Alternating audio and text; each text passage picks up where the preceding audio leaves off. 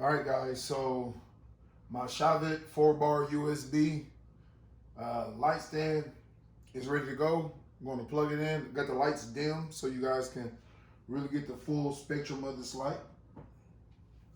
Voila. Voila. There we go.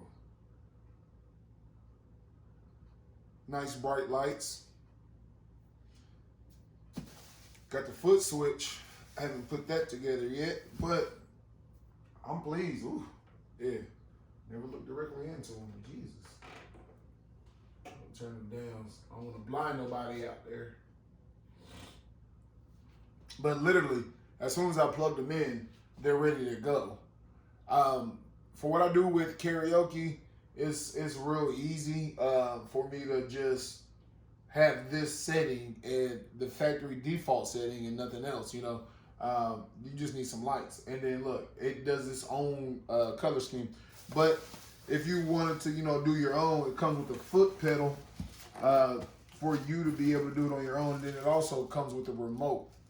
So those both are pretty cool. But guys, that'll do it for me.